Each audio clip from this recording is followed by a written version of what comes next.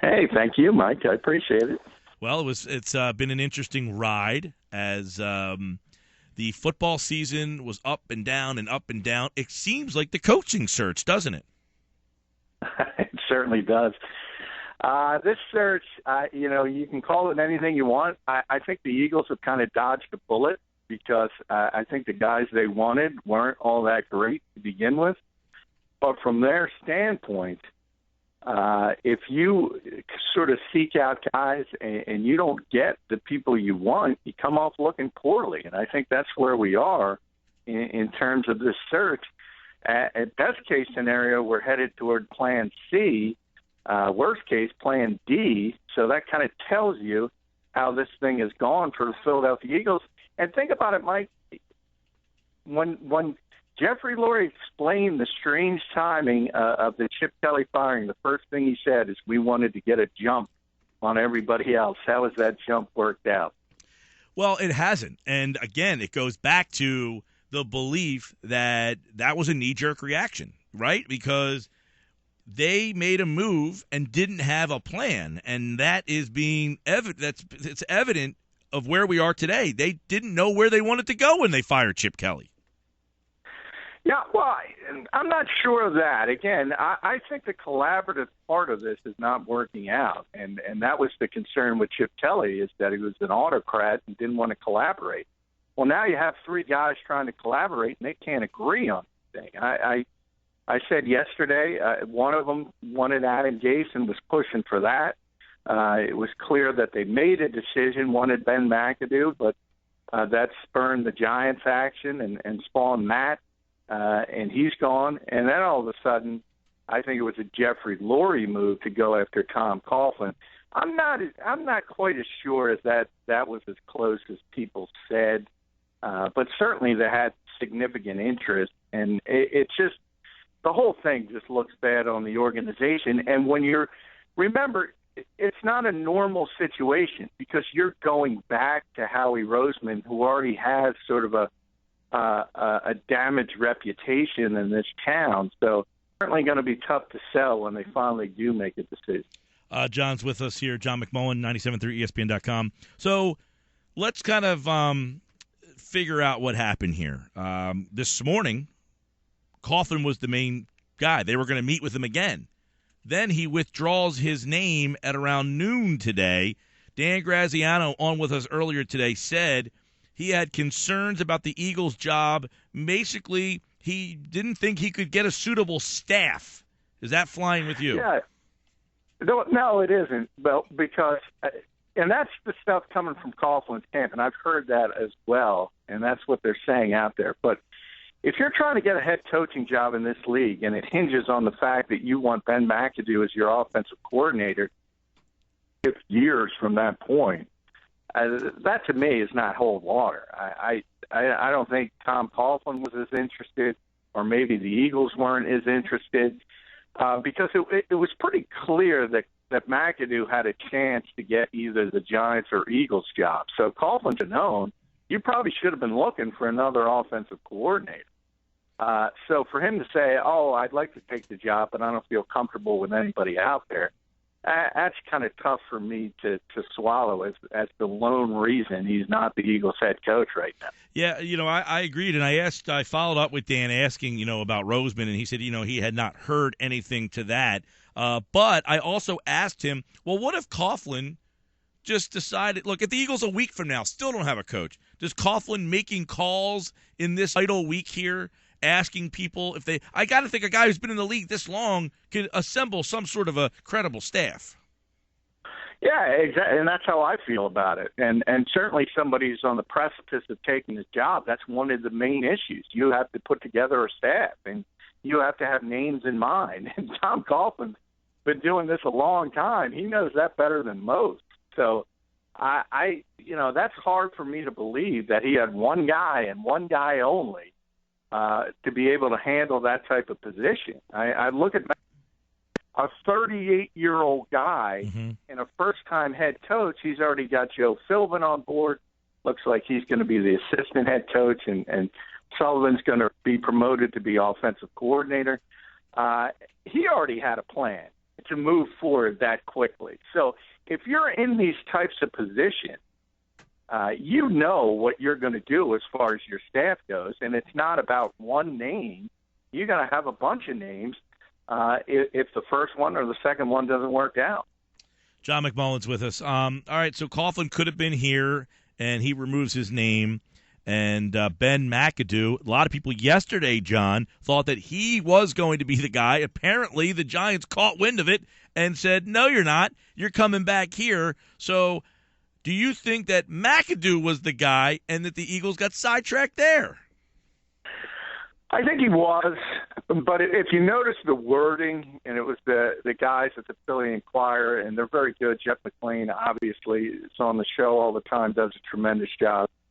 You see the wording of that, and I think it was key because it was the Eagles were preparing an offer, and that's something Philadelphia, for whatever reason, was going very, very slow in this, dragging their feet because it's a similar situation with Gase and the fact that I think they could have had him if they went all in. I think there was a better chance to get McAdoo if you actually placed the offer. And the fact that the Giants said, oh, the Eagles are now interested, because remember, it wasn't like the Gase situation where a lot of teams were lining up for Ben McAdoo. It was going to be the Giants or the Eagles, and basically no one else was interested for a head coaching position. So, if you want to spin it positively for the Eagles, and I'm not saying this is the way it happened, you could say that they were messing with a division rival and trying to force them to go in a direction. I don't think that's the case. I do think Philadelphia wanted him, but it certainly wasn't to the point of a Chip Kelly want, where they were going to do everything humanly possible to get this guy. So where does that leave Philadelphia now? Because, all right, they liked McAdoo, and they get swept out from under the rug. They turn their attention to Coughlin. Coughlin turns his back on them. Now it's Peterson and Shermer. Is it a two-horse race? Or do they put their feet up, evaluate what goes on? Maybe McDermott's defense pitches 2 shutouts, and he becomes more attractive. They're not really racing against anybody here. I know Tampa's still involved, but it seems like they're not crossing similar candidates. No, they're not, and Dirk Cutt is going to get that job, so you don't have to worry about that. Although the Eagles, some people said they had some slight interest in him, but obviously not brought in for an interview. I agree with you. At this point, it's gotten to where we are.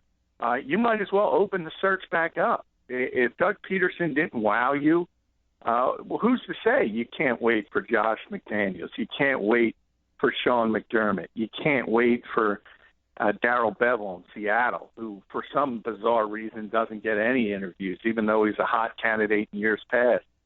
One of the major issues with successful teams and coordinators on successful teams is nobody has the patience to wait. Since it's taken this long anyway, the Eagles might as well kick their feet up, as you said, and look at the best possible candidates. And I've said from day one it was Hugh Jackson. That's out the window. And Sean McDermott. And the fact that he hasn't been brought in for an interview or the Eagles haven't discussed it, to me, is a bad situation. And I don't like the way the search is going. If they don't open the interview process, though, you're right.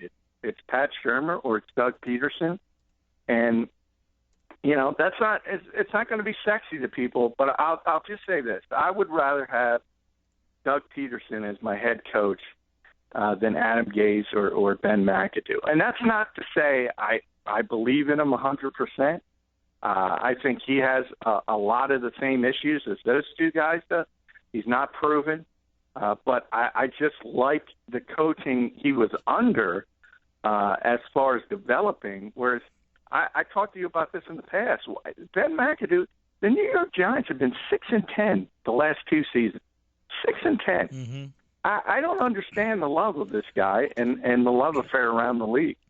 I was thinking about this before I was getting ready for my show today and just kind of like, going over the pros and cons when his name got basically taken out of the game here. Some of the things I think for with Coughlin, I guess you could say, look, if we want to get the house back in order 2 to 3 years and then see if there's better candidates 2 or 3 years down the road. Like if you think he's the best guy, you don't like Peterson, you don't like Shermer, and nobody else, all right, we'll hire Coughlin 2-3 years, and maybe new candidates emerge that we like a lot more.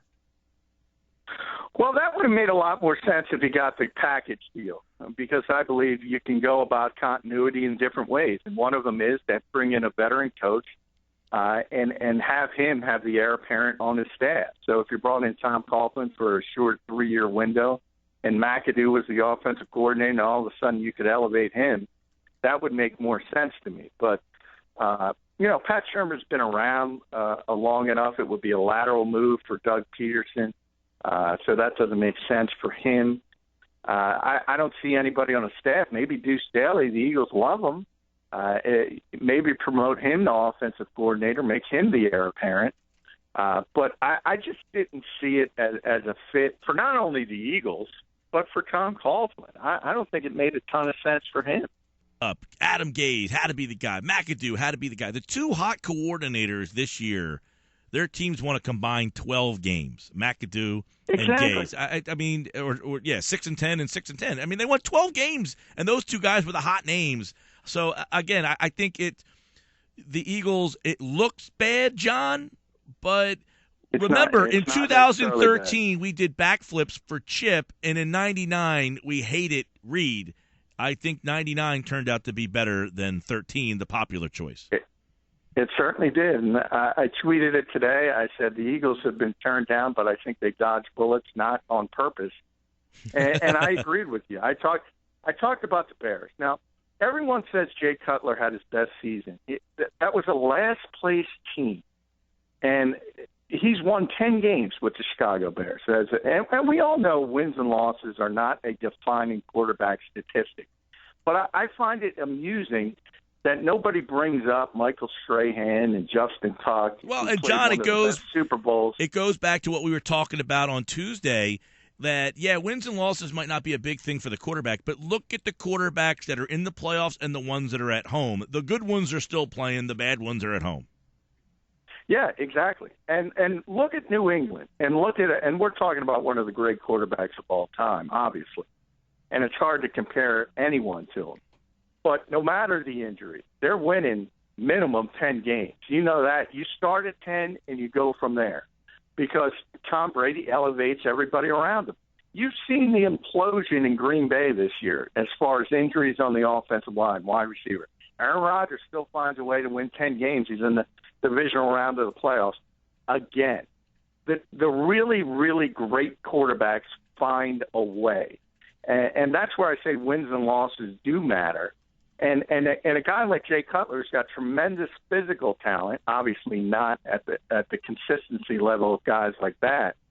But to say that he can win 10 games with the Bears, and because his interception went down under Adam Gase and he's a better quarterback, I mean, that's a fantasy football mentality. It's about winning football games. And Eli Manning is a 2-time Super Bowl winning quarterback. So I have a very difficult time saying he's played better than he ever has under Ben McAdoo when the Giants have had back-to-back 6-10 seasons. John McMullen's with us at JF McMullen. Adam Schefter reporting Chiefs are the Chiefs. Doug Peterson is the new front runner for the Eagles head coach. Now that could change by the end of this conversation, but it doesn't seem like there's a lot of people that are left. But Chip Kelly, San Francisco, John, surprised that he got another NFL job. I mean, I know we've talked a lot about it, but hearing that he got a job, and we said gamble being the reason, but were you surprised that it came down to apparently Kelly versus Shanahan? Yeah, a little bit. I mean, things for the 49ers went askew also, similar to the Eagles. He was by far from their number one choice. That was Hugh Jackson. And that tells you how their reputation has fallen over the past couple of years, because they lost out on a guy to the Cleveland Browns. That was their number one choice. And they go to Chip Kelly from there. I think it makes a lot of sense from a football standpoint. We talked many times about I thought the Eagles should do everything humanly possible to get Colin Kaepernick in here if Kelly was still going to be the coach. So I think he's finally got a quarterback that can run the type of offense he wants. But this is a team that moved on from a great head coach, not a good head coach, a great head coach, because he couldn't get along with anybody in the building. And 2 years later, they hire another guy who can't get along with anybody in the building, save for Tom Gamble. So it's going to be interesting, I will say that. But I think he's much better set up for success with Colin Kaepernick at quarterback than he was ever here in Philadelphia. We talk tomorrow at this time. Are we talking about a new head coach? I don't think so, because obviously the Chiefs have work to do, and Peterson's got to be the front runner at this point. And if I think the Eagles, I really, really think they should reopen the interview process. I don't think that's going to happen, but there's no hurry now. There's no reason to overreact. The top, as you mentioned, the jobs that are still open are not looking at guys the Eagles are interested in, with the possible exception of Tennessee, which hired a new GM, and they might want to look towards Josh McDaniels, and that's a guy the Eagles should obviously interview. I don't know if they're going to. Indications are they're not, but they should. And if they don't do it, it's a two-horse race, as you mentioned. It's Doug Peterson or it's Pat Shurmur. And I don't necessarily think that's a bad thing when you compare it to what could have been, and that I'm speaking directly toward Adam Gase or Ben McAdoo. All right. For more from John on the Eagles coaching search, go to 973ESPN.com. Tomorrow, John and I will look at the NFL playoffs, which, of course, you can hear right here on 97.3 ESPN as the divisional round is here. We got great matchups, and we'll talk more about it tomorrow at this time with John. Thanks, John. Hey, thank you, Mike.